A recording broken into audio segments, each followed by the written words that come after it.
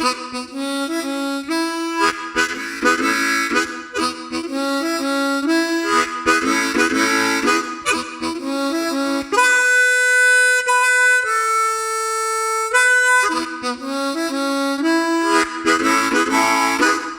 back to the Turn on the Music podcast. This is episode 11. My name is Kyle, and of course, we've got CJ here. How are you, sir, this evening? I'm doing well. How about yourself? How you doing? Doing okay. Really tired. Busy weekend, but... So, I feel that. Yeah, and it was a long week at work, too. So this was a interesting week at work, so I feel that, too, yeah. I get that. And then the whole thing with the... Because I don't know how much you got of it, but in New York, we got a lot of that wildfire from Canada, the smoke. Yeah, we got very little. Yeah. So that... Yeah, I think there was one morning I woke up and went, wow, it looks really kind of foggy or smoky out. Yeah. And then it was fine. Wednesday, because we're recording on a Saturday night. So Wednesday, it was quite bad by us out on the island, but I know in the city it was bad. And then like if you went up north, it was even worse. It got bad throughout the day on Wednesday. Like you went outside, it smelled like a campfire, and then just like this campfire got worse and worse and worse, and the sky turned orange. Right. I just feel bad for those in Canada that are dealing with this or dealt with it if it's over by the time you listen to this. So, otherwise, just one of those work weeks. Yep. You hear that? Listening to anything good this week? So I've been on a Corey Wong and Mike Farris journey. So listen to both of them. So I realized that Corey Wong has a lot more stuff out than I thought he'd had, and like he's got like 4 or 5 live albums that I've been listening to. In fact, streamed one of them Friday night, and it just came out last month. I had no idea. So I gotta check that out. Yeah. Victor Wooten's on it, and this really great group called Truesdale is on it. Okay. So, and we'll probably play them tomorrow night. Okay, cool. So, because I did a cover. Tomorrow night, cool, meaning the night that passed. Yes, the night that you've all missed. So. You've all missed. That's good to know, though, because I was curious if they recorded the tour that Victor Wooten was on with him. I think this is the one before that tour. Okay. Because it came out in May. And he's only on like 4 or 5 tracks. Okay. But they do a cover of a Victor Wooten tune. They do a cover of a Bella Fleck tune. Oh, nice. And I just noticed on Instagram that he's this Saturday night. He's playing with Bella Fleck and the Flecktones tonight. Yep, first time in 3 years. Yeah. Yep, which is very cool. Yep. Yeah. So what about you? You listen to anything?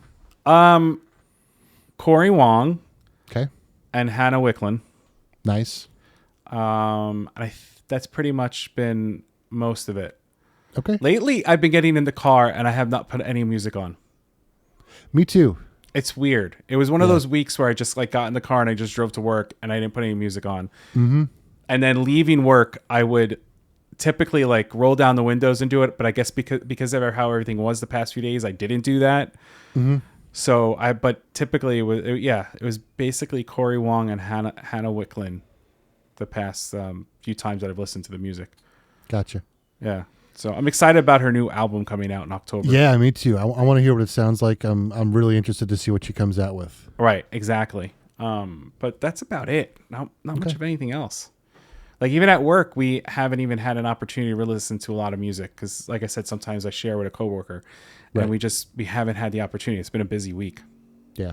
So you said you played Corey Wong and Mike Farris. Mike Farris, yep.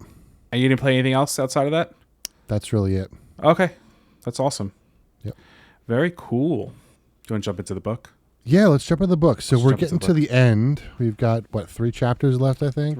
Three chapters. So. Not very long chapters. No. But very poignant chapters. Yes. Yeah.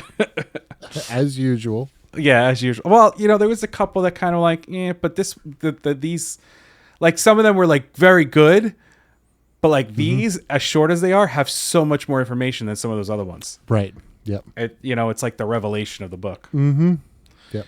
And this is, I know I said Sam's chapter is probably my favorite. This is a very close second, if not equal or better. I like this chapter a lot. Oh, I could totally see that. And at first I was kind of like, again, there's a lot to look at and potentially highlight, but there's also a lot to not highlight because of the story aspect of this chapter. So I'm very curious about, I'm sure we're very similar again, but I'm very curious to see where it led you. Yeah, for sure. So this is chapter 11, which is measure 11, and it's entitled Listening. Yep. And I don't know if you want to read the little subtitle. Yeah, I'm sure we'll get to it, in the chapter itself, but it says, we think that music stops at the ears. That is a mistake. Vibrations can be felt in all places and at all times, even with the eyes. And that's kind of, maybe we'll talk about it more when we get to it in the chapter, but that's kind of what I felt like when I started the podcast back in the day. It was very much listening differently. And when I listened to the audiobook of the second book, it's almost like I lost it, and I kind of came back to it, but like listening in a different way. And it's hard for me to keep that listening in that different way. And I think that's part of it is that thing that we were talking about in the other book that I'm reading, Awakening Spirits, where it's that battle of the physical and the spiritual mind, and the physical is more dominant than the spiritual, but trying to find that balance is difficult. And I don't always do a good job of doing both. So yeah. Well, I also think environmentally, it's a tough balance to do, especially in our line of work. Yeah, and as a society pushes the physical mind on us. Right. So exactly. And I think that because we take for granted how much the environment that we're in plays a factor on our balance. I think that's part of it. Like I set up my office in such a way that I felt like it worked for my balance. And there are times that I walk in and I'm like, could I make this better? Because this is where you and I do our thing all the time. Or if I come in and I need to do some artwork or whatever, or any type of video or music work, I come in here and I wanted some kind of like, lack for a better term, like feng shui to the room. And it's hard to find that balance sometimes, even in your own personal environment. Right. So I totally get what you're saying. Yep. Which makes this whole chapter so interesting. Yep. So this takes place after the previous chapter where they played a gig. Well, they watched a gig essentially, and then they played a little bit during that. And then they drove to a place called Radnor Lake. And I'm just looking for my first highlight, and it comes actually later than I thought, 2:35. So anyway, basically this whole experience is a listening experience. And I've said many times that I think probably the most important skill as a musician is listening. And I think it's a skill that we don't do enough as musicians, and it's also a skill that we don't do enough as humans. And they touched on it in this, where they talk about the difference between listening and hearing. And I think a lot of what we do here in our lives is we do too much hearing, and we concentrate on waiting for a pause in the conversation so we can interject instead of actually listening to what's being said to react to it. Totally agree. And I'm definitely a culprit of that. Is that the right word? I definitely have done that without thinking about it. I think it becomes almost such a second nature to the human race to do that. Yeah. I think we're almost not shown to do it. We're kind of taught to do it. Mm-hmm. And I think that's that physical, spiritual mind thing that we're talking about. Exactly. I agree. And I myself over the past few weeks have been a little bit more on the I'm trying to listen more to whomever's speaking to me versus hearing what they're saying. Yeah. But it's a tough thing to kind of train yourself to do after doing the other things so often. Right. Yeah. Yeah. And it's funny, like I know we talked about doing tangents last week, and you've kind of mentioned a few things tonight that kind of, so a lot of my journeys at work or to work and from work, I are in silence as well. And because they've got the Jeep now, I got the top down most of the time. In fact, I don't remember the last time I had the top up. It'll probably up tomorrow because it's going to rain, but it's weird. Like 2 weeks ago, I remember driving to work and noticing the blue sky being bluer than normal, the trees being greener, and the sound of everything as I was driving. And one of the things I hate about my car is it's got auto stop start, which drives me nuts. I hate it. But what I was noticing is like I get to the point where I'd stop at a stoplight and the car would shut off and I could hear everything better. And I was like, I kind of like this. So I'm starting to pay attention to everything around me more. And that's what I was kind of referring to last week was like I'm feeling that transition to, I don't know whether it's accepting the spiritual mind more or acknowledging it or being less focused. I don't know.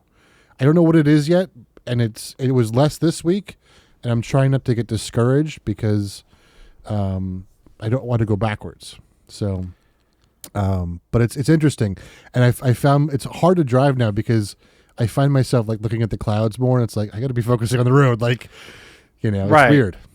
But I think part of this process, it's okay to go backwards a little bit. Yeah. I think that part of going backwards is a way of you kind of going, okay, now I understand why this happens, and now I understand why that happens, and and it's hard because you don't want because you almost think of it as like a failure in a sense. Exactly. Yeah. And I think that's one of the things that I have the hardest thing to jump over. It's like I tell everybody all the time, it's okay if you make a mistake. It's okay if you quote unquote fail at this. Right. Because you're going to learn from it. But like for some reason mentally, I can't take my own advice when it comes to that. Exactly. So I understand that concept, that thing where it's like, I really don't want to go backward because that means I didn't do it right. But it's like, maybe you did do it right. Maybe going backwards is the step that you need to take to jump forward into the next step. Right. And what I've been trying to tell myself is, the yin yang has been so important in this book. It's like, and it's the same thing. Like in order to go forward, you have to go backwards. Right. And Victor Wooten said, I remember during the pandemic, I was able to, it was right around the time I got let go from my job too. It was kind of a weird, time. And, he was doing a webinar. He was very quiet for most of it. It was him, Bootsy Collins, and a bunch of other bass players. And at one point they asked him, with all the crazy stuff that's going on, like what do you do? What do you say to this?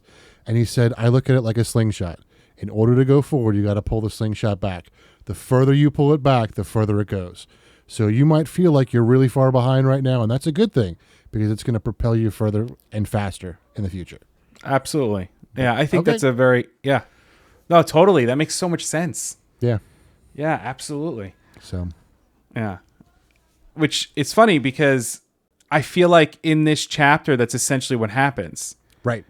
Because throughout every chapter, he's listening to everything that Michael's saying, and he's listening to everything he's showing him and whatever, all that stuff.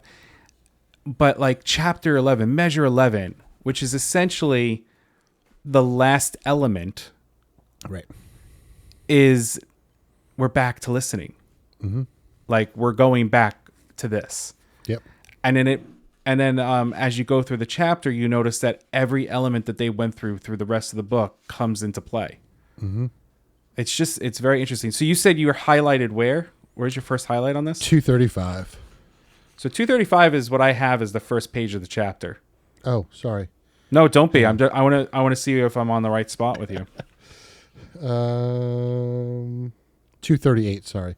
Okay, so I kind of marked some things on 236 and 237. Okay, go for it. So I'm gonna give a little bit of that. Just a little background is like they're sitting in a forest or in the wilderness, mm-hmm.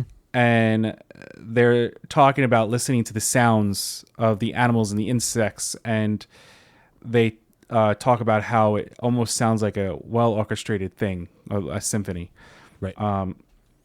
And this is what Victor says. I hadn't noticed it before, but the animals did seem to be listening to each other. It sounded like the different species were taking turns singing. When the animals did speak on top of each other, they did so in a different register. It was like listening to a well-orchestrated masterpiece.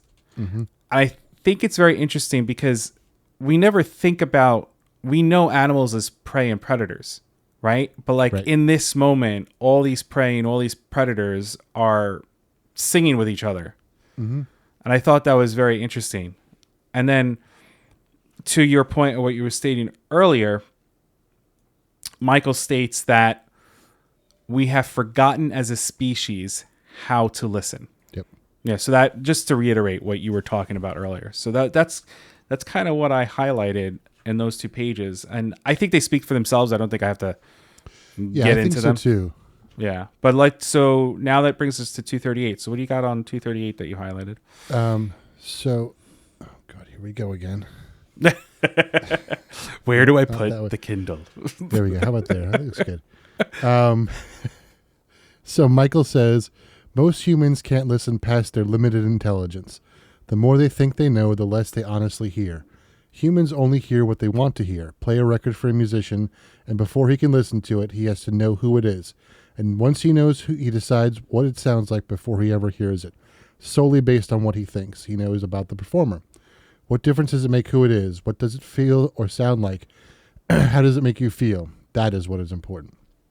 So that, I mean, first off, that talks about what we were talking about at the beginning, where we just, we hear what we want to hear, and we just kind of wait for that silence so that we can get our part of the conversation in, which is unfortunate.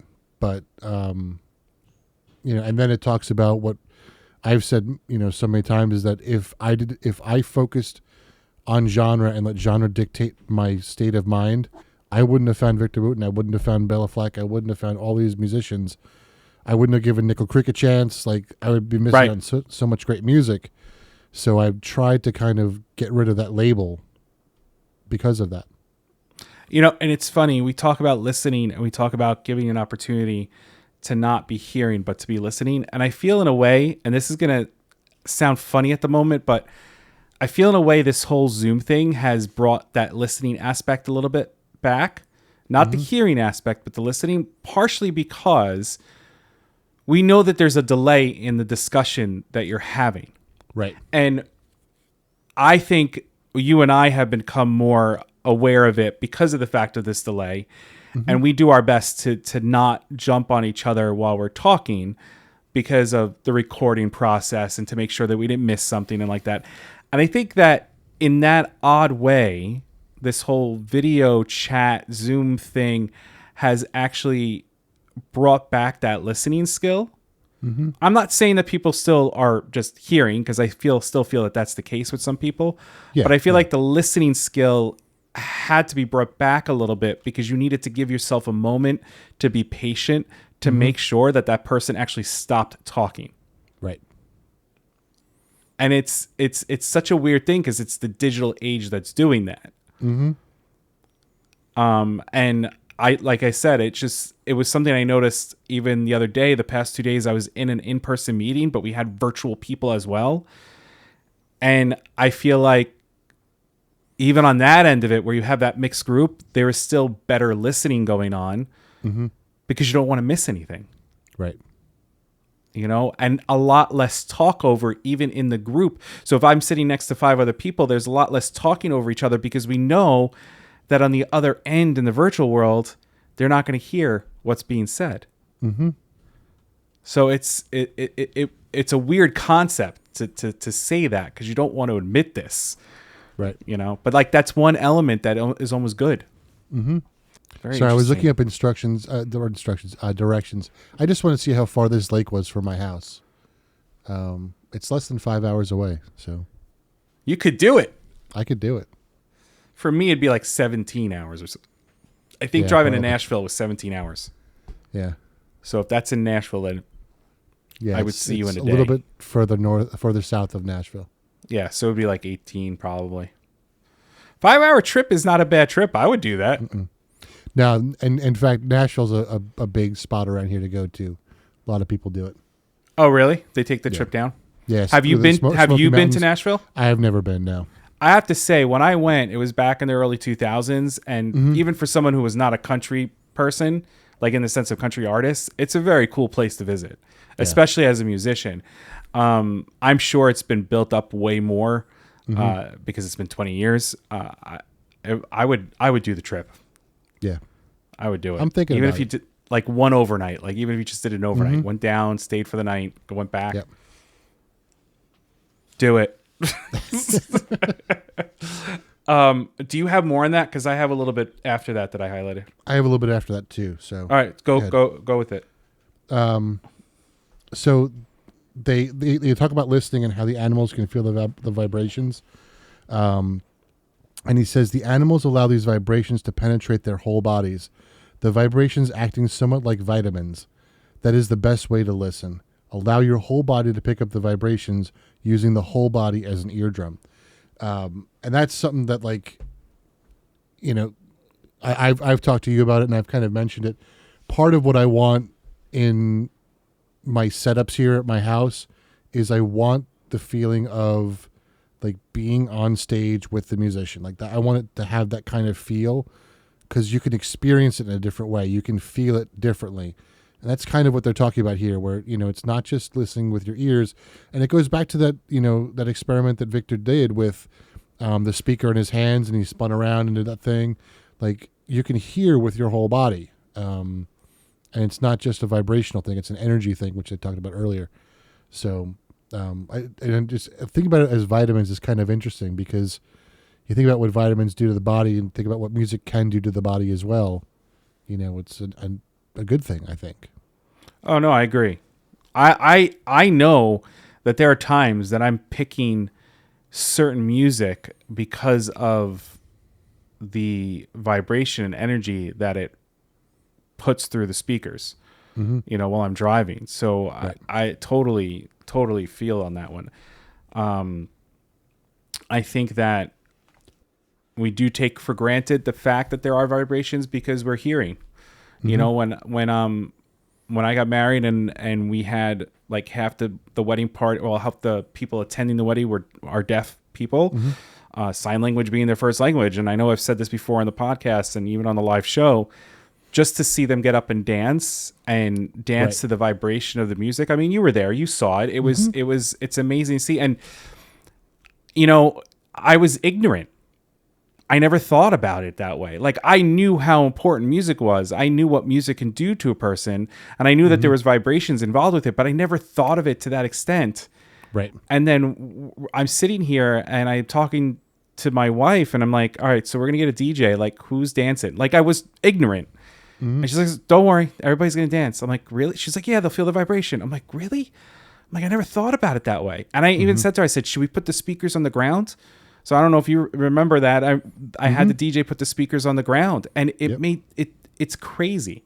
And it's just like, so when I read this, I'm like, oh, that's so true. So true. That, and then the paragraph after that I thought was interesting. I don't know if you have that highlighted. I think I do. Yeah. I don't, you want, I'll read it. If you want, I'll read it. For it. I liked it because of all the elements are used in the paragraph. And Victor states, I'll have to work on listening like that, I noted. Trying to calm myself down, Michael spoke in a tone that seemed to match the peaceful place we were in.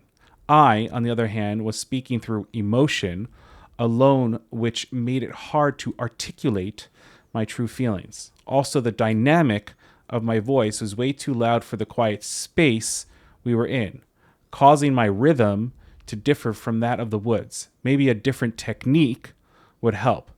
Taking a deep breath, I tried to relax before I spoke my next phrase. Although slow, I was learning. And I purposely emphasized those words because those are the elements throughout the whole entire book that he brought together for this purpose. And I thought it was brilliant. Yep. Yeah. I really, that was like, okay. Yeah, he totally, he's like, here we are again. We're back to where we need to be. Yep. And then a little bit further along, Michael says, music, like all things, is vibration. That is all. Because we humans can hear music with our ears, we get stuck on the idea that that's all there is to it. Most of us wouldn't even consider the thought of seeing music or hearing a flower. What we hear, we do not see, and what we see, we do not hear. We think that music stops at the ears. That is a mistake. Vibrations can be felt in all places, at all times, even with the eyes. Music can be seen if your awareness is broad enough. Right. And then the next paragraph actually talks about Victor experiencing living in Virginia and playing for a school of the deaf and having the same essentially experience that I had at my wedding. And I thought that was very cool because that spoke to me, I should say. But it's true. I think we forget how powerful vibrations are. Let's just take music out of it for a second. Right. Just how powerful vibrations are. I mean, they build weapons with vibrations and sounds. Yep. That's crazy. It's crazy. Vibrations, he continued, meaning Michael, are penetrating like ripples in the water. They bounce off you and they go right through you. An important thing to remember is that vibrations never stop vibrating. Think about that. Vibrations may change, but they never stop. That means that we should pay attention to the vibrations we are putting out there. And that sentence right there, that means we should pay attention to the vibrations we're putting out there. That sticks with me because I try my best every day to put out, and not to quote, I'm not trying to quote the Beach Boys, but I try to put out good vibrations. Like I really do. I try so hard. And that's why I feel bad when I get into, I don't want to say a bad mood, but essentially a bad mood. I feel bad because then I'm putting out this vibration of a bad mood. And then everybody's like, are you okay? I'm like, oh, don't worry about it. It's fine. It's fine. Because I don't want to put that vibration on them. I don't want to put that on them. Even though I know it's a genuine, are you okay? I still don't want to put that vibration out there. And I'm learning that it's okay to do that because you kind of have to release that. Or you can't get back to that other vibration.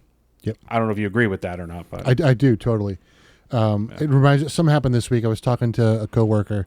We have a lot of turnover in our company because a lot of it's based on on government work, and people rotate every 2 or 3 years. So one of the folks that's working with us, she rotates out in July, and she's heading up one of the programs, and she's like, I don't feel like I've finished here, and I feel bad that I finished. And I said, I get that, but this program is 100% better than when you came. And I said to her, if my goal is to, wherever I go, I want to leave the place better than when I found it. And I said, you've totally done that. And I think that goes back to that. It's a vibrational thing. You have to be careful about the vibrations you're putting out. And if they're good, they're good. And I think that kind of correlates. The other thing I thought was interesting is the whole pond and ripple thing, because that's big in the Awakening Spirits book that I'm reading, and that talks about the spiritual mind versus the physical mind. The spiritual mind being the pond, and then the physical mind being the ripples in the pond, and how they can kind of overshadow the spiritual mind. So interesting how it plays a part here as well. And that's what I was saying last week is everything seems to be interconnected, and the more I get into this, the more interconnected things seem to be, and the more right it feels, if that's the right way to put it.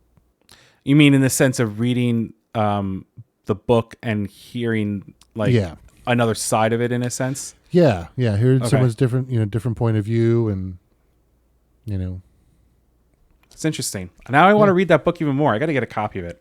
Yeah, it's, like I said, hard to find, but I don't need $100 copy though. Yeah, exactly. I did find an app. I'm going to bring it up on my phone real quick just because I want to confirm the name of it.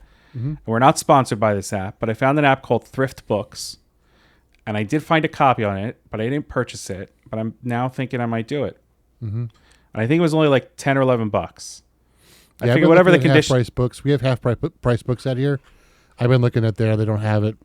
But well, if you happen to find a copy, let me know. Pick it up, and I'll give you the money for it. Yeah. But yeah, that's awesome. I'm very interested now in reading. I do have his book, Grandfather, which I'm preparing to get into. I do have another book I'm going to read. I'm going to end up reading like 3 or 4 books at the same time. I'm going to be so confused. I mean, it goes on to more about the fact that, you know, he's talking about how he sings to the animals and Michael, you know, he doesn't think that Michael is being serious. Mm-hmm. And then all of a sudden Michael starts singing to the animals. Like he starts, it sounds like he's doing, like in the audiobook, it sounds like he's doing Mongolian singing where it's the two part, Yep. And then Victor goes in to talk about how he closed his eyes and he let the music envelope him. And he said he's never felt music the way he did at that moment, the way it's took over his body with those vibrations and those energies. Yep. And it goes into, he goes back into talking about how when he was doing his meditation, he felt the tingle throughout his body. And this time he was allowing it to go throughout his whole entire body. I feel like this part of the book is one of the real moments. Yeah. I really do. Yep. I feel like this is because there have been many a times that I've gone outside, even in my own backyard, and just sat down in quietness. And despite all the other noise pollution that's in the area, you know, people playing music, whatever, there's still a connection to that natural energy that's out there. Yep. Yeah. And one of the things I'm trying to do in my house is, just because I don't have the time to always go out and find places to photograph, so I'm trying to like get like plants and flowers and stuff that'll attract other animals and stuff. A lot of them are birds because the birds will easily fly away when the dogs try to chase them. But you know, like I've had hummingbirds like almost fly into me, you know, just sitting there watching what's going on. And I mean, yeah, birds fly on my head, almost poop on me, but like whatever, like you know. But I mean, when I visited, I remember we were talking about that, and I was like, that's really cool, though. That's a smart idea.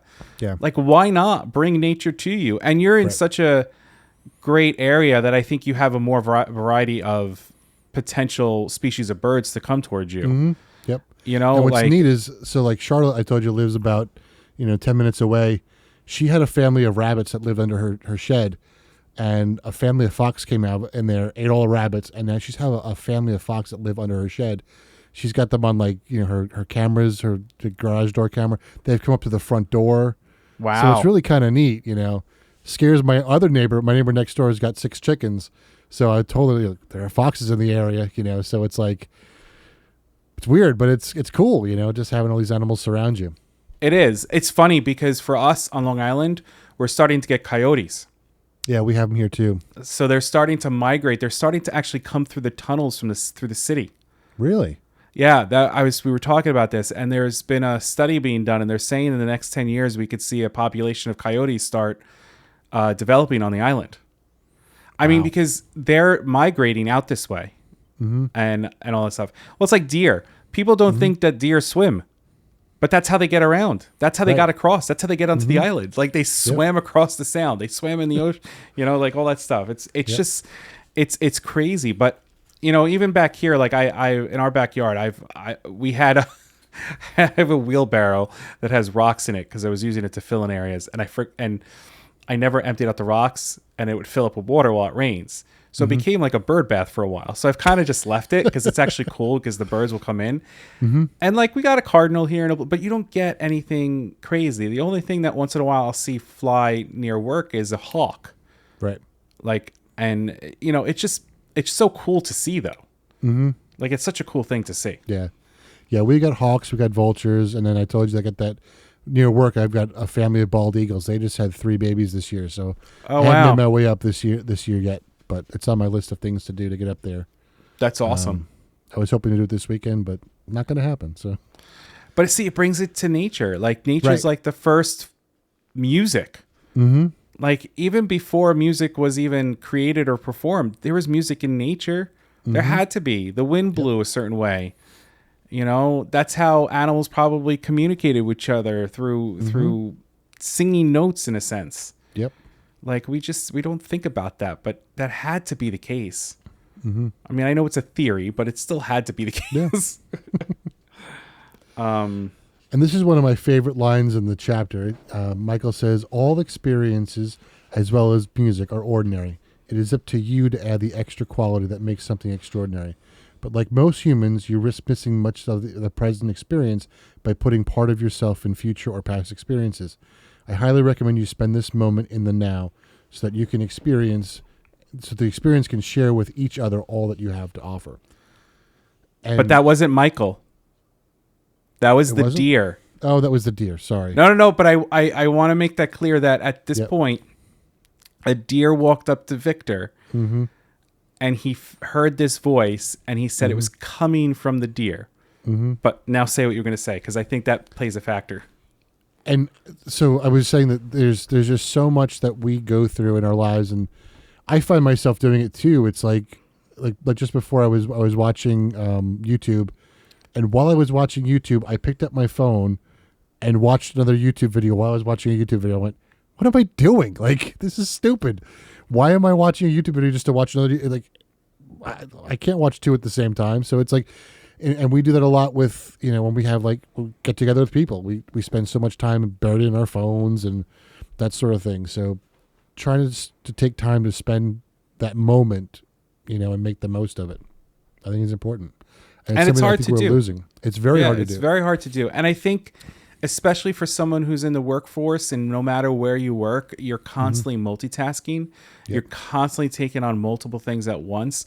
So, you have this task in front of you that you want to make happen, and then you're pulled away from it, or you have to jump into something else, and then you try to get back to it. It's like you lose that now. You lose that moment even there. And I think that's another reason why it bleeds into our everyday lives, because you don't want to miss something. Right. But you don't realize how much you're missing when you're doing more than one thing at once. Right. Yeah. No, absolutely. Yep. Yeah. Doesn't the deer speak to them again? No. I don't think so. No, but I don't know if you have more after that, because I do have something that it's a moment when Victor opens up his eyes. This one always makes me laugh. So he talks about his aura, and at one point he says, "I wondered if my aura could get poison ivy." Yes. Strange thought, I know. That's too funny, but that's really funny. Yeah, that one always makes me laugh. So go ahead, go what you were going to say. No, but after that, he says he opened up his eyes because he thought it was daytime, and because the aura and the glow of everything was so bright. And he said he looked at Michael, and he said, "I can see the music coming from him.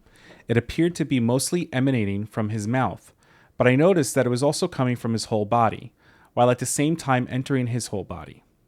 The music was connected to everything, and everything was connected to the music, including me. I could see vibrations bouncing off and passing through everything, allowing me to know that all things were alive and connected. He knew where all the animals were. He didn't even have to look." And I thought that's so interesting. Yep.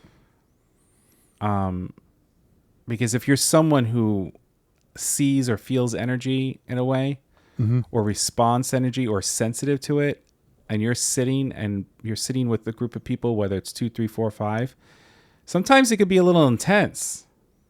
Yep. But at the same time, because they're so distinct, almost like a fingerprint, you know where each one of those people are. Right. That's what I took from this. Yeah, and it reminds me of something that my choir director in high school told me.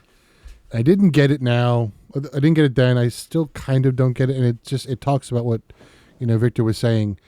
And he always said that, we are almost like the pipe of an organ, and that music is the air that flows through the pipe of the organ, and all we do is resonate with it. And it's like, makes sense. Still don't get it, but because I think that's where the next chapter comes into play. Right. I mean, we're just a tool to create music. Well, to bring the music out that's supposedly already there. Right. And I know we'll talk more about this in the next chapter, but going into how we use the different instruments that are out there to perform music. Right. So, and I think we'll touch upon that, but I understand that. I understand how it's like, it's an interesting concept. Mm-hmm. Yeah, definitely. And I've always, especially with voice, I think that is the most emphasis that people have put on it. But using your whole body to sing is so important. Other instruments, like, you use your whole body, but there's talks like being grounded. Like, I know you went through Alexander technique, didn't you? At Post. Oh, I loved it. Oh my God, it was amazing. I never went through it, but I know there's a lot of like grounding and a lot of 100%. Yeah. And Ron would come and do clinics at our school, and one of the things he would do would have us take our shoes off and sing with our shoes off because we would be more grounded. It was just different. It was using your whole body to experience it.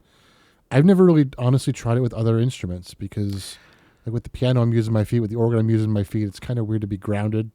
Well, but the thing is, if you look at it as, so I totally get what you're saying, because as a singer, which is what my main instrument was, that was something that I worked on, and I still think I need to work on is using my whole body. But as a saxophonist, I was taught, and I know I've mentioned this before, to sing into the saxophone. So if I'm going to do that, I'm going to do that in the same way that I would sing.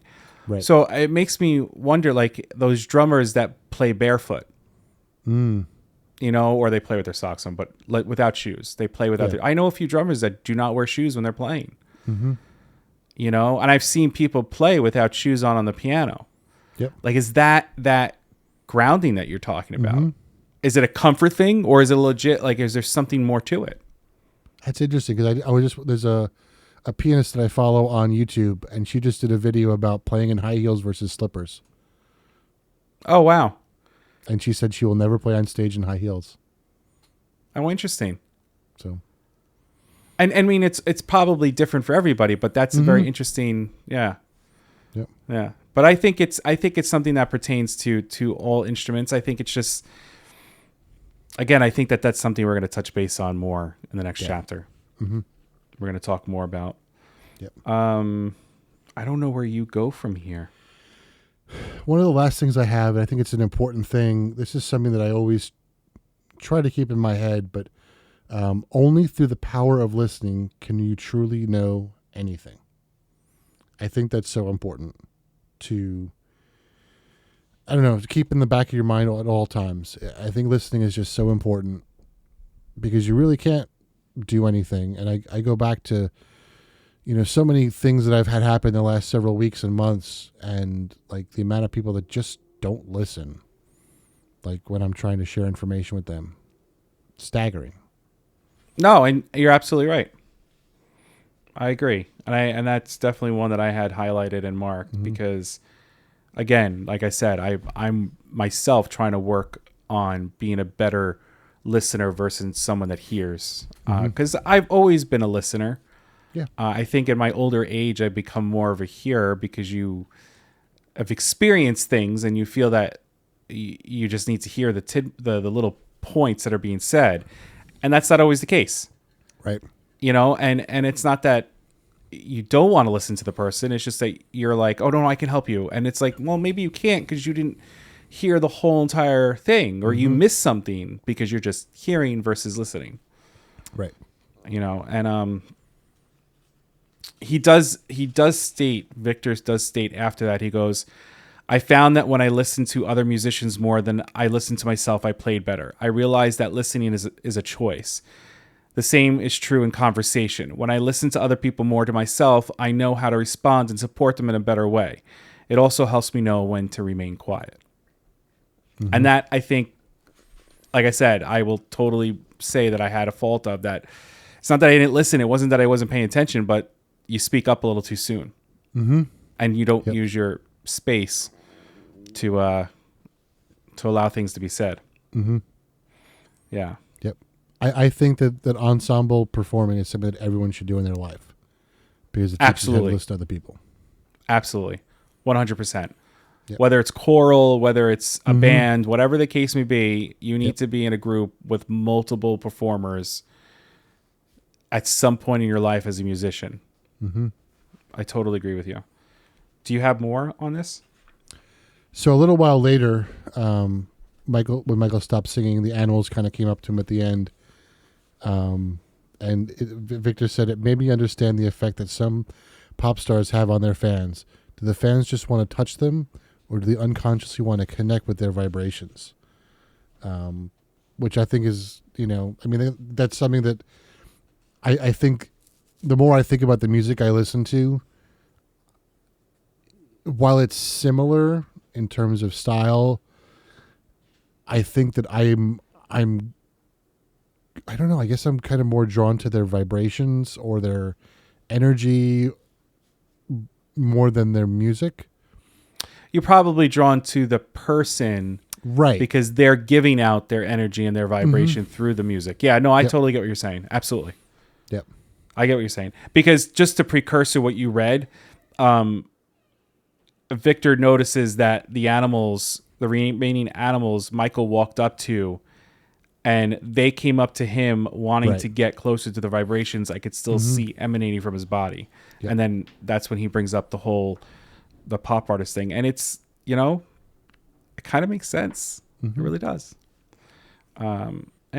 It's